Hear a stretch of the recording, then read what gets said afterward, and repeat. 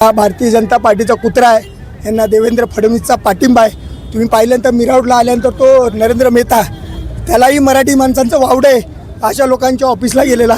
म्हणजे यात त्यांची युती आहे आणि या कुत्र्याला पाठिंबा हा भारतीय जनता पार्टी सरकारचा.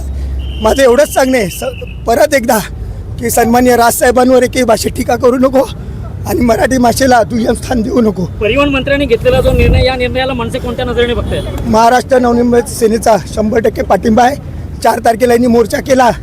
त्यांना मी सांगतो या भैया लोकांना तुम्ही गावाकडे जा, पण इथे जर दादागिरी केली तर महाराष्ट्र सैनिकांची गाठ आहे. स्वतः सदावर्ते बोलले की जर मनसेने कायदा हातात घेतला तर आम्ही त्यांना कायद्याने उत्तर देऊ. त्या नजरेने कुठले बघता तुम्ही? त्याच्या अंगावर जेवढे केसेस नाही ना तेवढे महाराष्ट्र सैनिकांच्या अंगावर केसेस आहेत. त्यामुळे त्याने बघावं की कायद्याने चालायचं की कायदा नाही.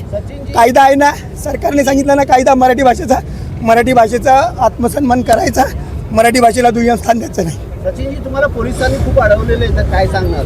काय भारतीय जनता पार्टीचं सरकार आहे ना, हे गृह विभाग पण त्या देवेंद्र फडणवीसकडेच आहे. त्यामुळे हे कसं आहे, ते तिकडून आम्हाला शिवीगाळ करायचा प्रयत्न करत होते, पण त्यांना दाखवलं महाराष्ट्र सैनिक 5 महाराष्ट्र सैनिक होते.